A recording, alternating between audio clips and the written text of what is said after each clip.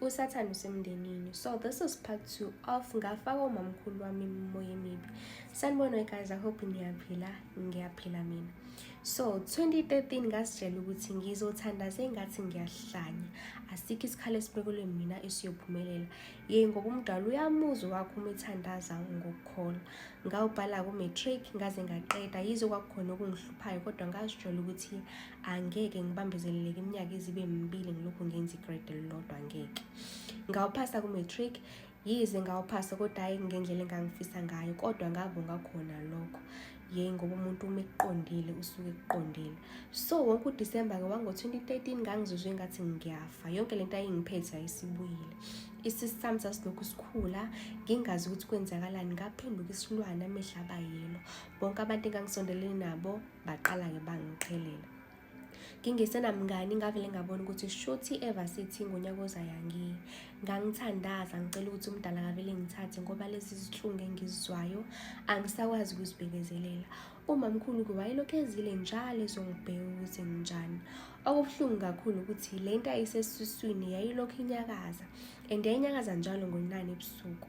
Nasekhaya babesebazi ukuthi makushaya nje u-9 akekho ozolala indlela engangikhala ngakhona. Nabodokotela bangitshela enhlambini zamehlo ukuthi angeke bakwazi ukungisiza, le nto engiphethe idinga isintu. Manje-ke nomama wayengasifuni izinto zesintu emzini wakhe. Ngaze ngathatha isinqumo sokuqeda ngempilo yami. Ngikhumbula kahle kwakungonyaka ka-2014 emini ngisele ngedwa, umama esaphuthume ngasefamasi ukuyongitholela amaphilisi ezinhlungu ke-Badiki Pharmacy yayisedrobheni. Kwakuthatha isikhashana nje umusa edrobheni. So ngathatha yonke into yayisakhemikhali yayisendlini ngayihlanganisa. Ngathatha amaphilisi onke ngawahlanganisa. Nawo emqondweni wami kwabe kuduma nje ukuthi angeke ngimise impilo zabantu ngenxa yami, ngoba nomama wazi wami emsebenzini ukuze nakekele mina, kungcono ngihambe ukuze impilo izoqhubeka.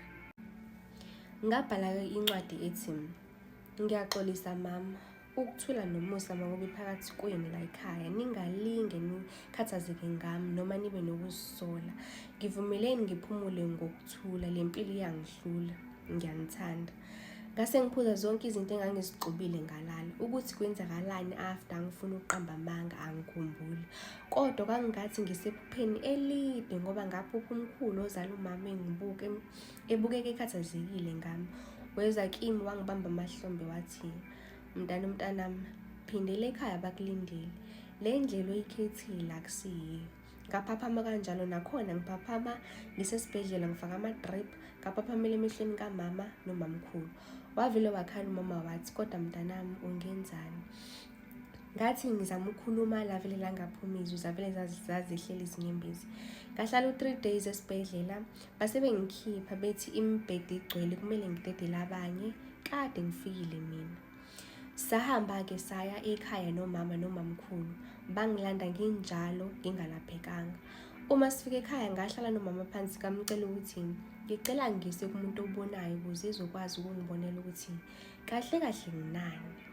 Wahayiza ibhadi umama wathi ngimhlolelani, ngamcela ngaze ngakhala, ngakhuluma namagama engabe ngingawaqondile. Ngathi kuyafana noNkulunkulu wakho mama kangisizi, kunini ngithandaza kodwa ungishaya indiva, maybe akangithandi, kanti usiza banjani?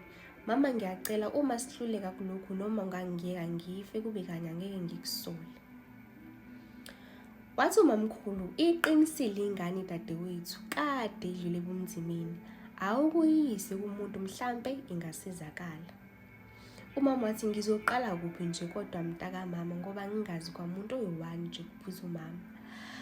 Wathi umamkhulu, khululeka sisi, mina ukhona engimaziyo ongamlapha umntwana, akaduli nokudula, ukhipha okusenhlizweni nje kokumbonga.